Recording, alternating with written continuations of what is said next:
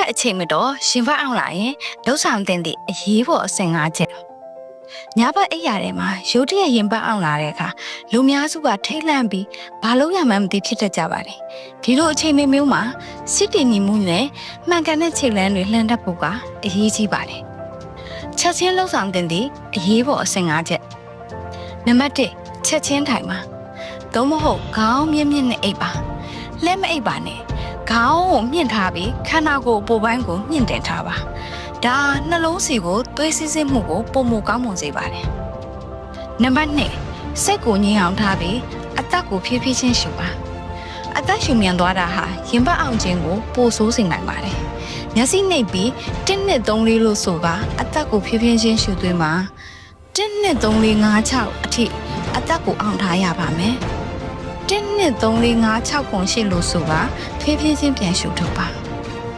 နံပါတ်3အဝတ်စားချက်တွေဝတ်ထားမိရင်ချောင်းချောင်းချိချိပြန်ဝတ်ပါခက်ဖက်အတွင်းငံကြိုးတွေကိုချောင်းအောင်လုပ်ထားပေးပါလေပင်မှာတင်းချက်စွာစီးထားတာရှိရင်လည်းဖြည်းလျော့ပေးပါနံပါတ်4အနားယူပါရေတစ်ခွက်လောက်တောက်ပြီးလှုပ်ရှားမှုကုန်လုံးကိုရပ်တန့်လိုက်ပါနံပါတ်5ဆေးတောက်ဖို့စဉ်းစားပါဆရာဝန်ညွှန်ကြားထားတဲ့နှလုံးဆေးရှိရင်ညွှန်ကြားချက်တိုင်းတောက်သုံးပါအခြားဆေးတွေလည်းဆရာဝန်ညွှန်ကြားချက်အတိုင်းထောက်ပါဘယ်ချိန်မှအရေးပေါ်ကောတဲ့လဲ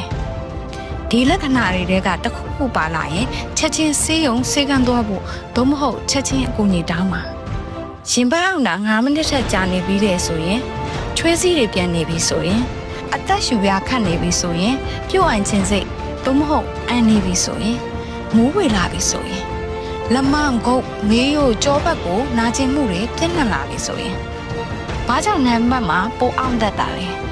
ညဘက်နှလုံးအောင်ခြင်းနှလုံးသွေးကြောခြင်းယောဂရဲ့လက္ခဏာတစ်ရပ်ဖြစ်ပါတယ်အစာအိမ်ချီပြန်ဆန်တက်ခြင်းပလက်လန်အိတ်တဲ့အခါရင်ဘတ်ထဲမှာပူလောင်ပြီးအောင်တတ်ပါတယ်စိုးရင်ပူပါမှုများခြင်းညဘက်တွေမှာစိတ်ဖိစီးမှုတွေပိုပြီးခံစားရတတ်ပါတယ်အိပ်ပျော်နေစဉ်အသက်ရှူရပ်သွားခြင်းအောက်ဆီဂျင်ကျဆင်းမှုကြောင့်နှလုံးကိုဖိစီးစေပါတယ်နောက်ဆက်တွဲပါလို့တင်တယ်ညဘက်ရင်ဘတ်အောင်ခြင်းဟာပေါ့ဆလို့မကောင်းတဲ့လက္ခဏာပါဒီလိုကြုံတွေ့ရပြီးတဲ့နောက်မှာမနှက်ပြန်ချက်ချင်းဆရာဝန်နဲ့ပြတာပါ ECG echo စတဲ့နှလုံးစစ်ဆေးမှုတွေကိုခံယူပါသင်ရဲ့အန်ဒီရဖြစ်စေနိုင်တဲ့အချက်တွေကိုသိအောင်လုပ်ထားပါစီးကြိုသွေးတို့ကိုလက်စထရောမြင့်တာဆက်လိုက်တော့တာမိသားစုထဲမှာနှလုံးရောဂါရှိခြင်းစတာတွေကိုဆန်းဆက်ပါနေထိုင်မှုပုံစံကိုပြောင်းလဲပါအစီအစိမ့်လျှော်စားပါစားလျှော်စားပါကိုလက်လှူရှားမှုပုံမှန်လုပ်ပါဆက်လိုက်ဖြစ်ပါကျေးဇူးပြုရဲ့ကိုကျမရဲ့ကိုကျူးဆိုင်ပါသင်ရဲ့တစ်ချိန်ကအရေးပေါ်အသိပညာတစ်ခုကတစ်ချိန်မှာအသက်ကိုခက်တင်နိုင်ပါတယ်ဒီဗီဒီယိုလေးကို share ပေးခဲ့ပါသင်ရဲ့အတွေ့အကြုံကိုလည်း comment မှာရေးခဲ့ပေးပါအောင်ကျေးဇူးတင်ပါတယ်